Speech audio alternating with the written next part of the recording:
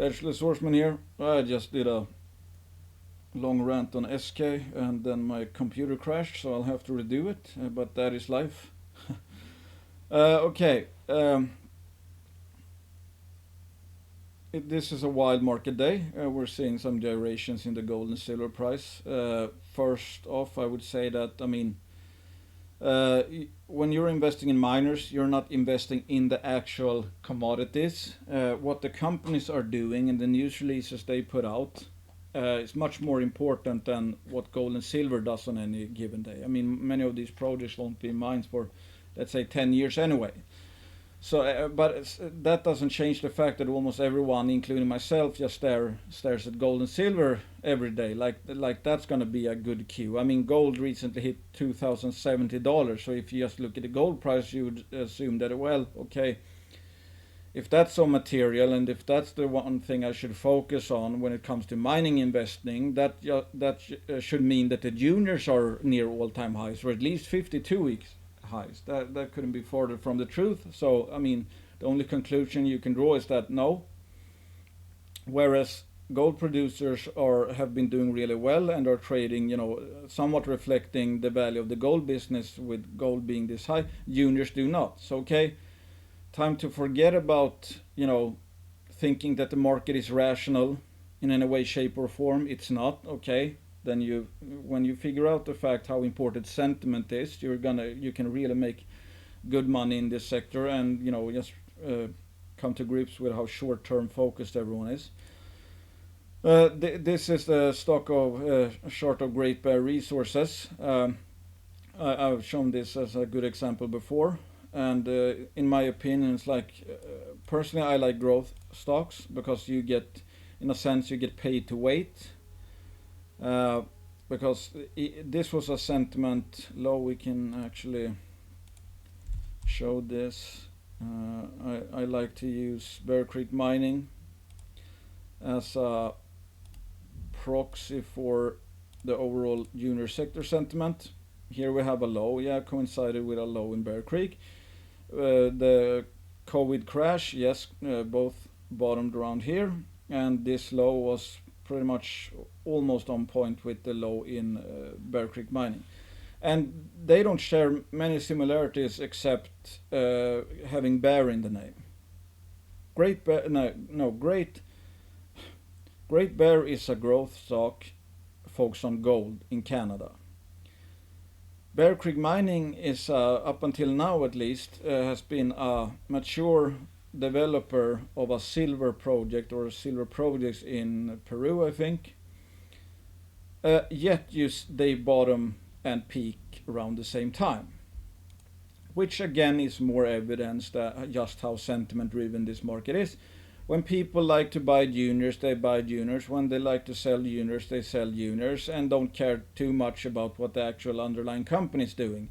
Obviously, the one that figures out the fact that Great Bear is a much better company than Bear Creek Mining would have bought the dips in Great Bear Mining and have consequently higher lows and higher highs, ending up with a 20 bagger if you just sat on your hands from after the discovery holes.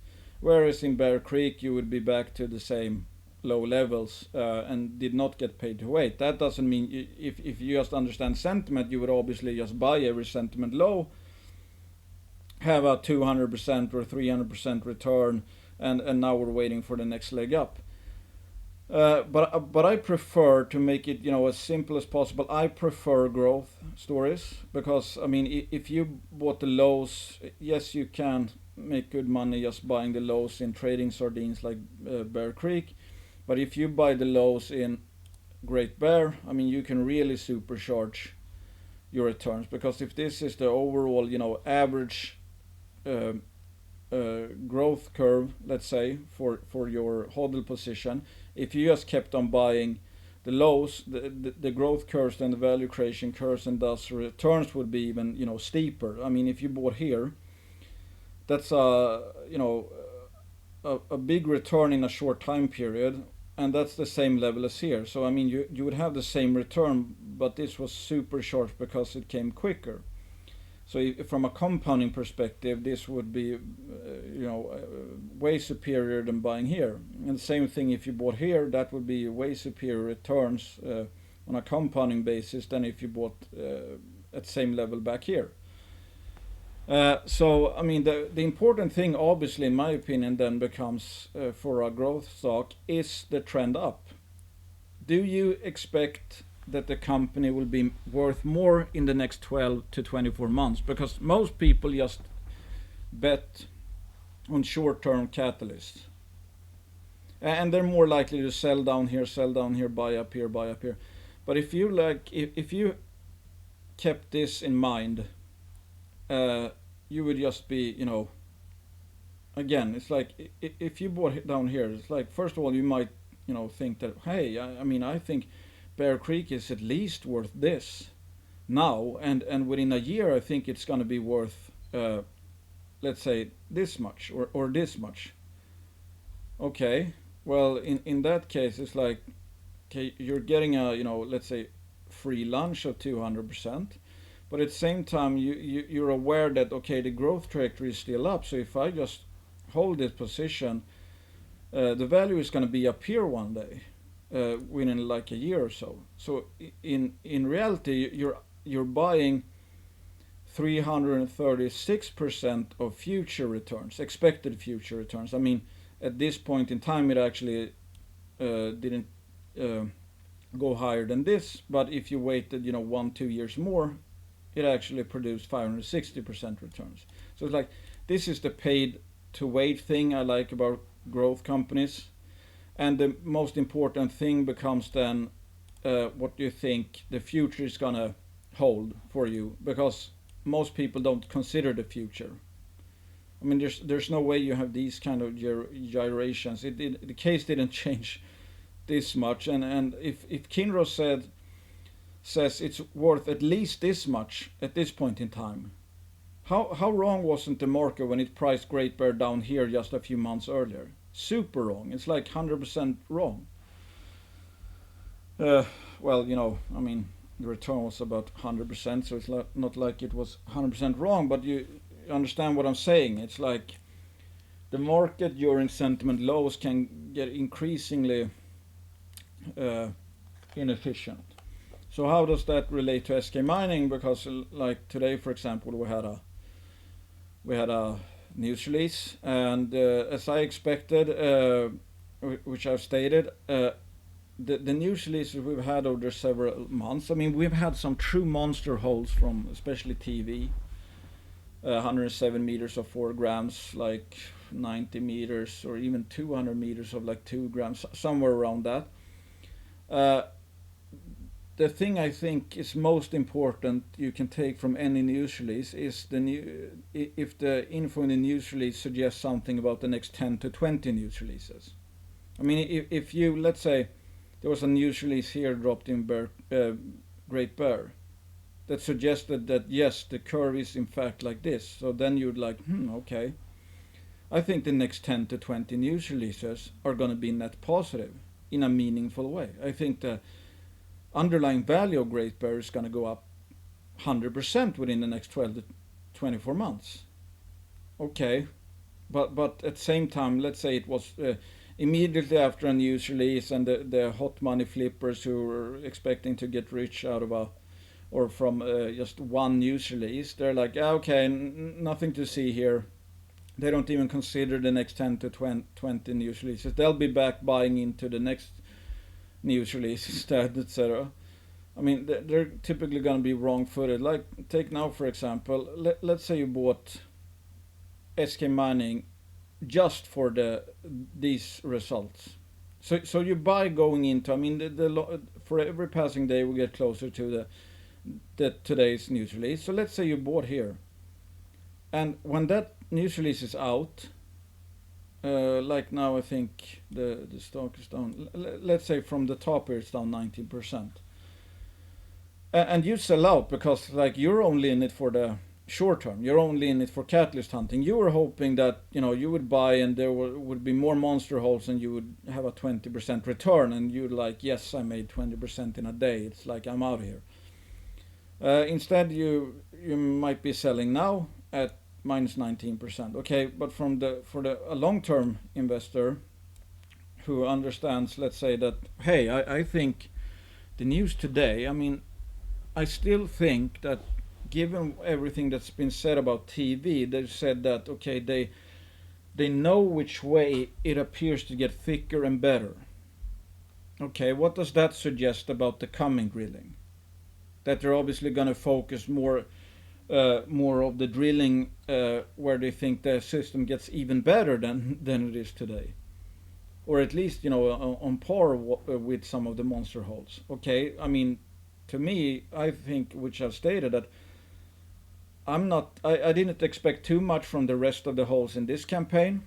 But we had some thick high grade intercept and bonanza grade, so it's like it's not bad, especially when you drill blind or semi blind. But it's what the information that the information that the company gets from these the 2021 drill campaign, which now John the Decker and the team are gonna go through and triangulate which way the best there should be better mineralization. So it's like the results and information they're gathering from the semi-blind drill campaign of 2021 is setting up for a much better, in my opinion, 2022 drill campaign.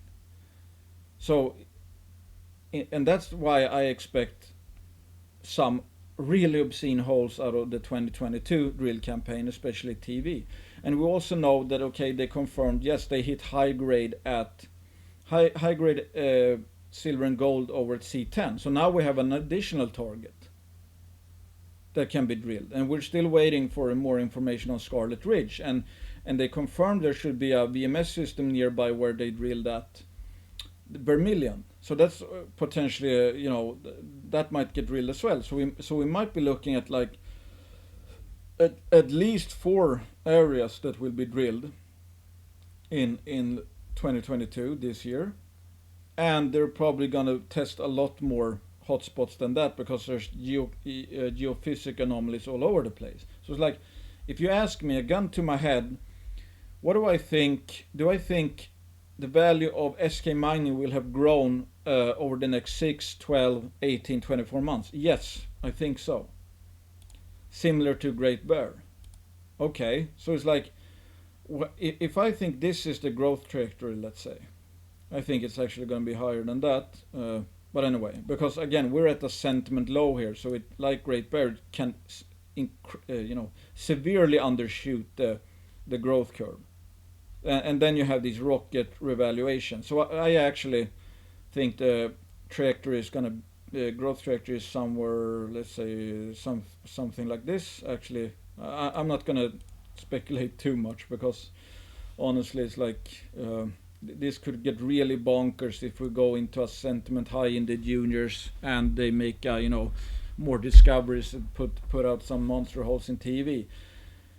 But anyway, it's like, okay, if I think that this is the growth trajectory, and let's say I have I'm looking at, okay, since the edge is to look farther ahead than the market because the market is not pricing in this.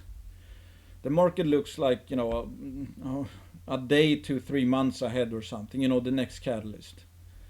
But let's say, okay, what do I expect in a year, March 16, let's say 2023?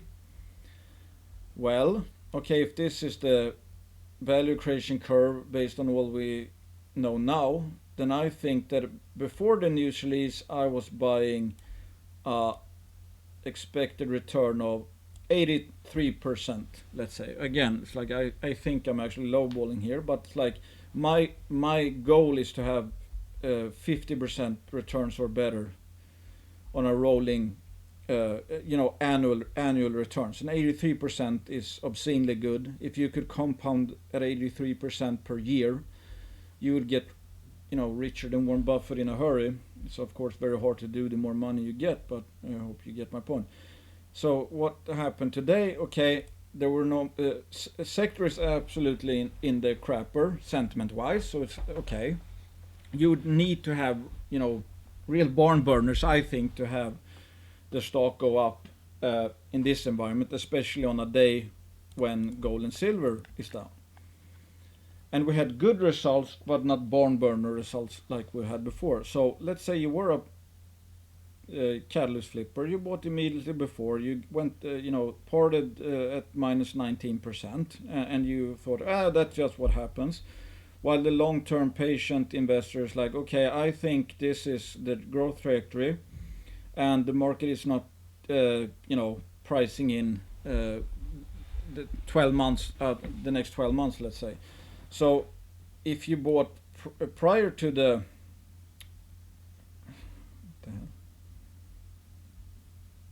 let's just do it like this.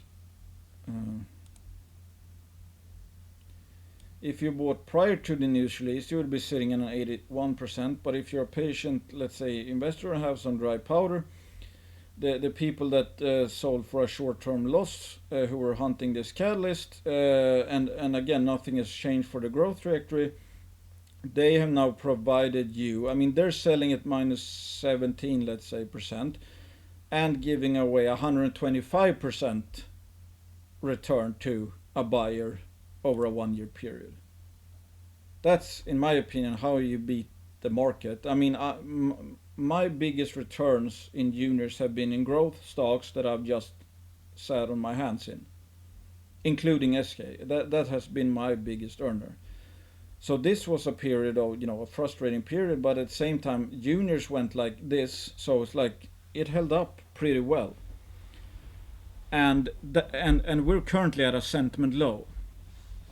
So again, imagine what could happen in a future. First of all, a sentiment high will see, I think, Eskay Mining up a fair bit on that alone without any real news.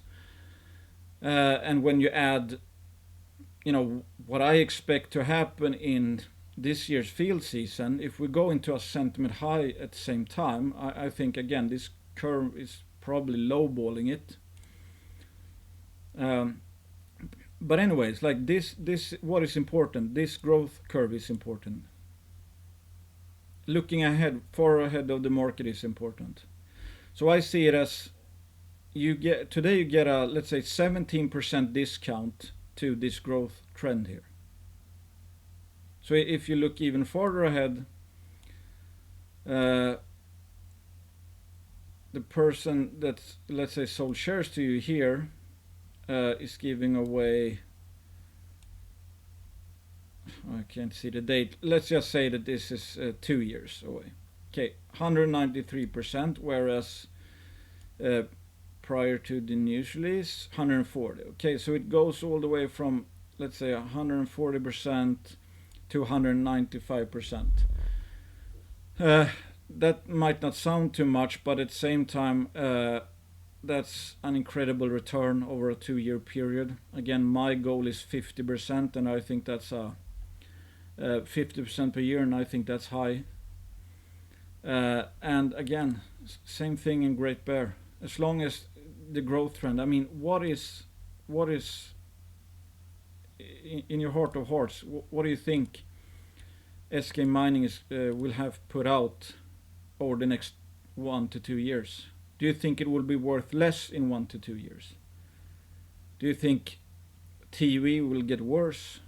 Jeff will get worse, that they won't hit on any other single target, including C10? And then compare that to the upside scenarios, that they make even more discoveries, that Vermilion, which is outcropping for like 1.5 kilometer, might be a monster target. So if you have a base case, it's like, all I know is that I very much expect that 35,000 meters of drilling with like 4 or 5 rigs or whatever, I think that before this season is over, before this year is over, I think SK will have grown quite a bit in implied value, and therefore I believe that the stock, the shares will be much higher valued in a 1-year period, and even more so in a 2-year period. And that's why, again, it's like I think you should have a visualization of where you think the value of the company is going, and then use the short-term gyrations to simply supercharge your returns. And at the end of the day, you should be looking for when the trend growth stops. Because again, if this is the value creation curve and we were in a hot market environment right now, let's say SK was already trading at $7, then all of a sudden that's a big shoe to fill. So maybe SK wouldn't be a buy here, because okay, if you have to wait 2 years for 16%, that's actually not that great. But we're not there now. We're at a sentiment bottom in the juniors, etc. So it's like, yes, I know it's hard to be patient. It's hard to consider long term, but again, it's like most people will just simply do the wrong thing. I mean, we're programmed pretty much to get greedy at tops and bearish on bottoms, and to think short term. What's the next news release? I mean, you see people. Okay, what are people talking about? I think there's 10% downside from here, whatever. I mean, I have no idea if it might be 10% downside or 20% downside or 30%. What I think is important is this: the growth trajectory, because I have had very little success trying to time any specific catalyst, because some are overly priced in already, and then it's hard to beat expectations, whatever. But what I can do quite well, I think, is that after all is said and done, within a year, I think we will be up here, like in Great Bear. I mean, you don't even need to. You can just assume that, well, they have, I don't know how many rigs they had, but it's like, yeah, they have 10 drill rigs drilling or whatever. Yeah, I think it's going to grow in a 1 year period. And even though there's going to be some news releases that are very positive, maybe some that are negative, etc., but the balance of the next 10-20 news releases is that it will have increased in value, and that's all I can ask for. And until I see the growth trajectory not being up, I think the case is intact. Whereas in 2 years, let's say, that they've drilled out TV, Jeff, they have inferred multi-million ounce system, but no other target has hit, and they've tested all targets, then I would say that the future growth prospects are very limited. But right now everything is, there's so many targets here that there's so much upside potential left, and I have no idea which targets are going to hit. I just know that there's anomalous Bleg samples over tens of kilometers in multiple trends and obvious hotspots like Scarlet Ridge. So again, I think that over the next 1 to 2 years this will have grown a lot, and I think that a day like this, for example, you simply get a discount to the intact growth trend. Other companies, Ophir Gold put out CSAMT results. This is, you just need to look. Okay, $5 million in market cap. I mean, you can't sneeze on Barrick Gold and it goes up 100%, but you can sneeze on these micro cappers right now, because this is Bear Creek and Ophir Gold. Can you see kind of a relationship here? And again, Ophir Gold is drilling for gold and silver in Idaho. Bear Creek Mining is a mature silver developer in Peru. Yet, they follow each other. So it's like that's how ridiculously sentiment driven this market is. Most of the time it doesn't, the fundamentals is like an afterthought, etc. So, okay, you'll have to, be aware of that. And at the same time, okay, we have Great Bear down to levels which typically marks sentiment lows in juniors. Oh, and lo and behold, Ophir would need to go up 300% just to hit the sentiment high it hit in 2012. And the company has been doing work. They've hit high grade gold, etc. So it's like, yeah. Let's say we go into a raging bull market. What do you think a company like Ophir Gold is going to do starting from a $5 million market cap. I mean, you don't need to go all in on these stocks, but it's like, is Ophir Gold cheap? Yeah, I think it's mind-numbingly cheap, and regardless, the sentiment alone, when we go into a sentiment high, these micro cappers are going to go up 2, 3, 400%, like they did in 2016, like they did in 2020. So it's like, hate it or love it, the market is, this junior sector is the most irrational and most sentiment driven sector there is. So it's you versus the psychology of the masses, basically. So when nobody wants to buy, you're buying, because the ones that don't care about valuations are selling, or the ones that will be back buying high because, again, they don't care about valuations. District Metals put out news releases. They will actually be drilling the Gruvberget property. That was kind of a surprise that they're already lining up to drill that. Obviously a good, good signal value. And they'll be following it up on this great intercept here from the Tomtebo property. Stupid cheap, in my opinion. I mean, they have like 3 prime assets. They have a Bakar copper property where there's like a JV. I mean, that alone looks promising. So, I mean, no surprise there, just stupid cheap along with everything else. And you can see again in District Metals, here you have Bear Creek Mining. Yes, bottom when Bear Creek Mining bottomed. Okay, this is actually, yeah, okay, that wasn't the District Metals back then.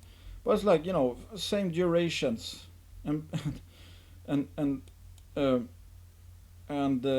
bottoming here when Bear Creek bottoms. And the funny thing is, like, District Metals, the Gruvberget property, they picked that up around here.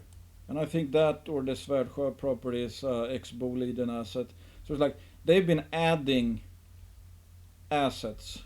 Obviously, given the quality of the team, that's a no-brainer value add. Still, the price went down. So it's like, yes, the market is not pricing in even Tomtebo, it's not pricing in Svärdsjö, it's not pricing in Gruvberget, it's not pricing in the Bakar copper property.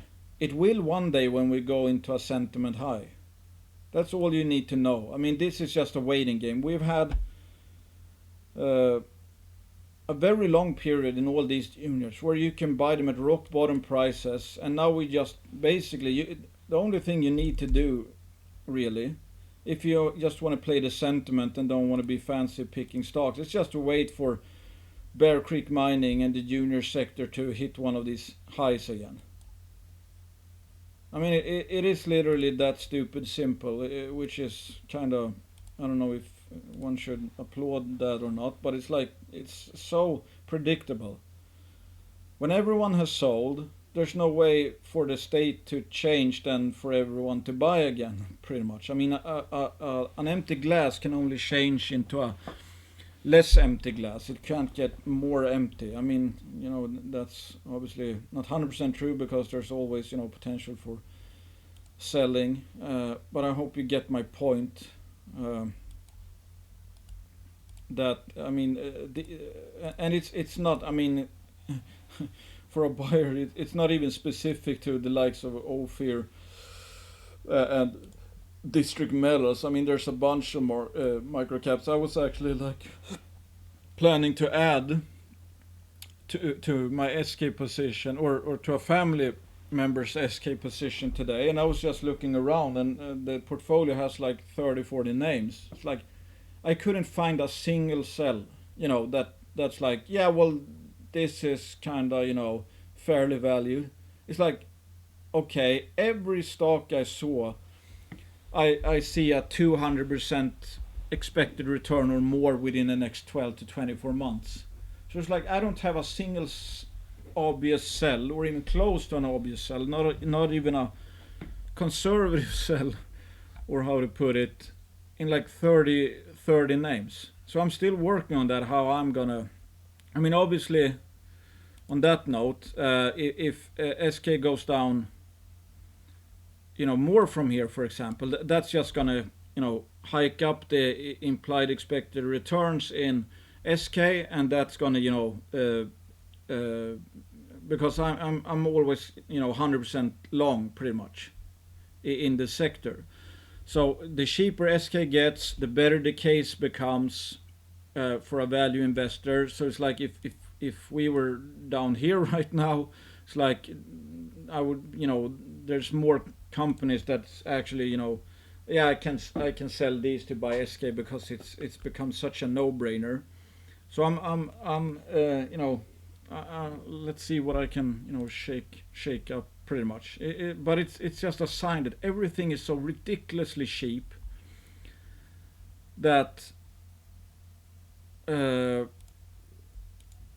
this is another sentiment indicator. Strategic metals, the candlesticks. I mean, when we hit the next sentiment high,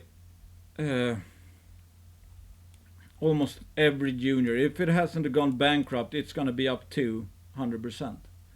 So that's the reality, and we've had plenty of time to buy this cheap. And I mean, it doesn't really matter. Let's say it goes down a bit and lingers. Let's say it lingers for 6 months. I mean, I'll just be buying because anything I'm buying down here, when sentiment is this depressed, it's going to have a 200% return on any dollar invested, on average, across a diversified portfolio. So it's like, yeah, I mean, we have no real right to complain because we know it's going to get to a sentiment high one day. So if we can just, I mean, what other sector than the junior mining sector do you have a expected 200% return to get back to fair value? I mean, let's say the broader stock market, they're already overvalued. Anyway, long rant as usual, but it's like if I leave you with anything, it's for a growth case. Look farther ahead. Okay, this wasn't it. This is SK as well, but anyway, look farther ahead than the market. Because it's the value creation pace, etc. That's the important thing, and you're basically just arbitraging the future today in these stocks. Because if this was Bear Creek Mining, which is just a trading sardine, you have this kind of moon because they're not creating value. Growth stocks, as the name suggests, are growing. So it's like keep this signal in mind. As long as you think the growth trajectory is up, then it means that the stock will be more valued 6 months from here than it is today, and even more 12 months, 18 months, 24 months, etc. So you're basically, the lower it goes today, you're getting an increasing discount on the future, and the returns just okay, I should have done the other way. It's just, if you bought at this level, you would have 138%. If you bought here 207, the cheaper you get, the more supercharged the time arbitrage becomes. Okay, thanks for listening. And I'm biased. I assume I own shares of every company I mention, and that everyone is a sponsor. So do your own due diligence. Thanks for listening.